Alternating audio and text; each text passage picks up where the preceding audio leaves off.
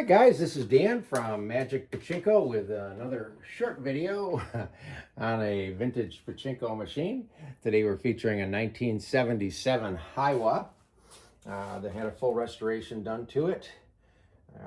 This machine had taken a little bit of a beating. I'll tell you a little bit more about that in just a minute. Also kind of gave me fits, and we'll talk about that too. But it's a nice looking machine, pretty machine. There's the back of it. Looks good, looks good. So, when this machine first arrived, I'm going to make an assumption. It had tipped over at some point, and this ashtray probably got hit hard enough to bend it out of shape or knock it out of the bracket or something. I don't know, but at any rate, it was missing. Fortunately, it did not damage the feed tray. This down here originally had a piece of this white Formica.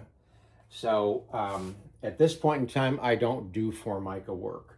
I don't have the expertise nor the tools. Maybe someday I'll get into it. So there's a little bit of a cracked corner here. I don't fix stuff like that, but I always let the customers know that I don't do the Formica work. So a talk with the customer said, do you want this down here? This was bare wood. I can sand it, I can stain it red mahogany, or I can paint it white. And I actually did stain it red mahogany, put it back together. I didn't like it as well. So another talk with a customer, and we said, all right, let's paint it white. So it's got 4 or 5 coats of gloss white. Doesn't quite match the Formica, but it looks pretty good. Now on the back side, when I got the machine, the upper hopper was basically gone. The only part of the upper hopper was just the back piece that hooks onto the wood, and it wasn't even an original hopper. It was a Nisogen hopper. Those are the dark brown ones. So I did not have a Heiwa hopper, but I had a hopper that it would fit relatively well, and then I had to modify it. So I'm gonna try this. See if you got. Okay, yeah, I think you can see it right here.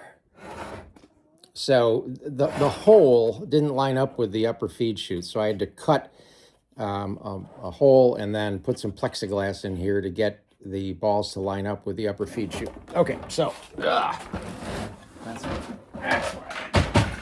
Now the drawback is it's not a clean single piece of plastic like the original feed chute was. So the edges of the plexiglass that are in there catch the balls. So once you get it loaded up with plenty of balls in here, the machine will play just fine.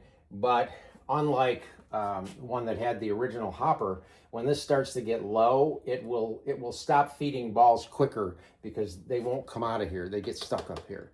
So as always, when you own a Pachinko machine, you as the player also have to maintain the machine, meaning that you win, you're going to have some balls that fall out as losers, you're going to have some balls on the front that are winners. You need to scoop all of those up and refill this upper hopper. You want to keep this upper hopper as full as you can all the time. So that's certainly the case with this machine. It's just that you're going to have to remember to do that more often perhaps than a machine that has the original hopper on it, which would feed the last 15-20 balls down in there, no problem.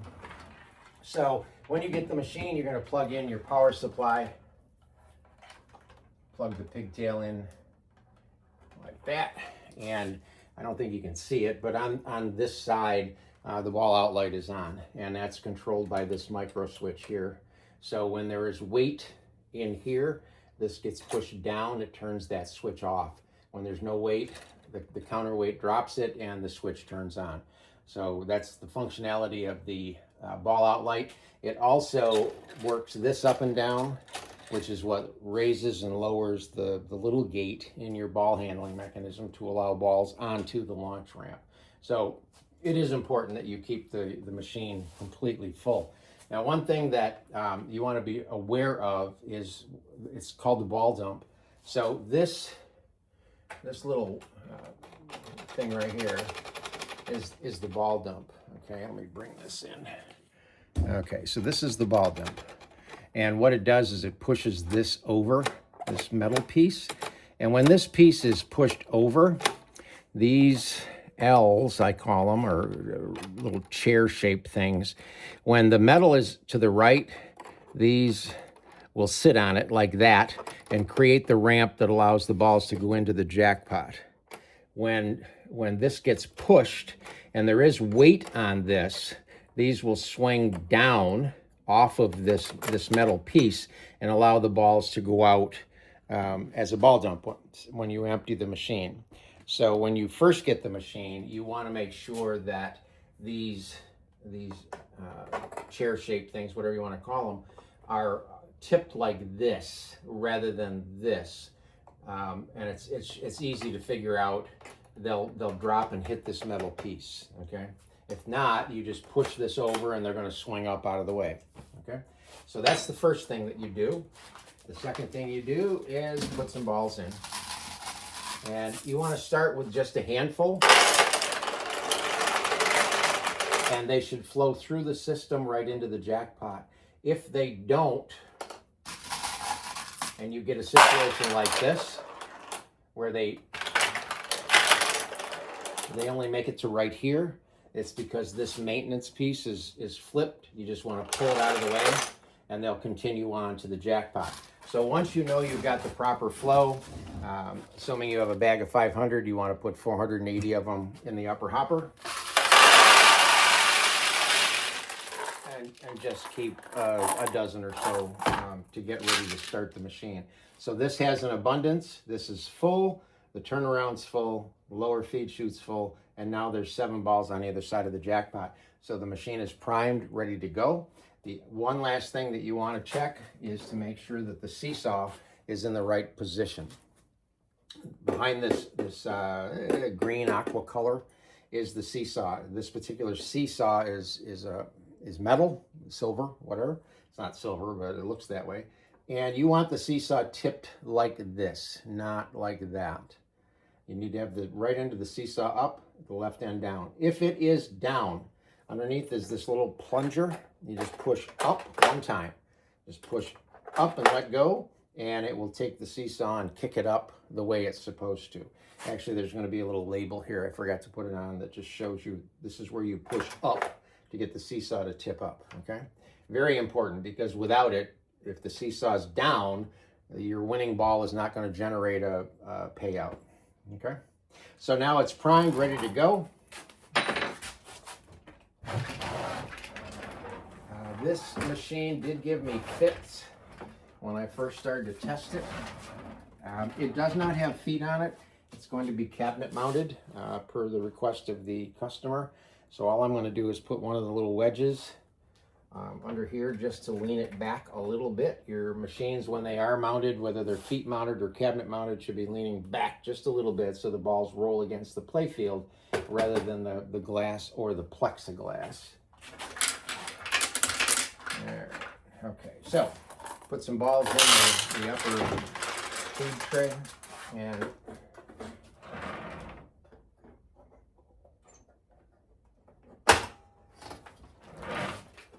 go all the way down and let go. And we'll launch up. Actually, I launched it too hard. It went all the way up to here, dropped down, and came back. So let me launch it not quite as hard. There we go. And there's a win. And there's the payout. Now I noticed that the jackpot light did not come on as it should. And let's try it this time. Okay, so it's paying out no problem, but the jackpot light's not coming on. This particular machine has a very weird setup for how the leaf switch of the jackpot works. And I'm sure it got bumped and it's a little out of whack, but I will take care of that so that the jackpot light will come on when you do get a jackpot. So we'll see if we can get a couple more wins here. What you're hearing are the balls dropping out because I didn't put the catch tray back there.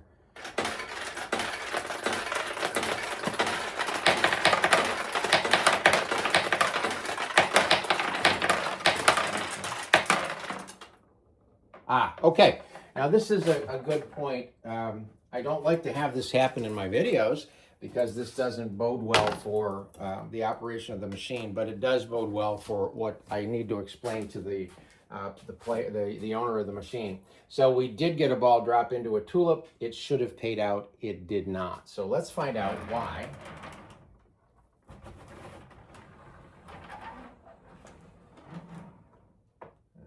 Okay, turn this around. I guess I'll put my glasses on so I can see what the heck is going on here.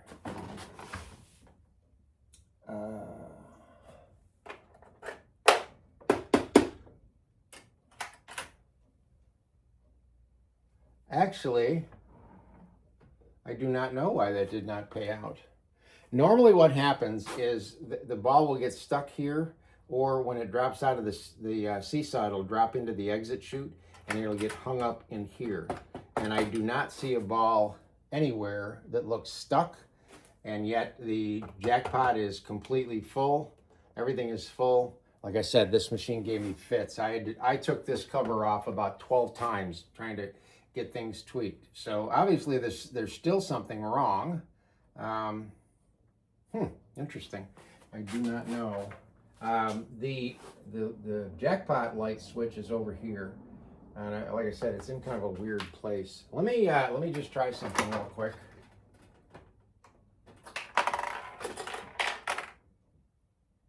Okay. All right, hang on.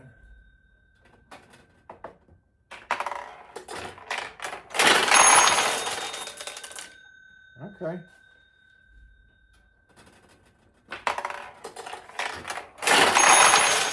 Well, it's a mystery because it seems to be working quite well. Cool thing about this machine, there are two bells. One bell is the jackpot bell, which is this one. The other one is the overflow bell, which is this one. If you don't clean out the front feed tray, eventually the balls will start coming out the bottom and they'll bang off of this bell rather than this bell. So that's, if you listen,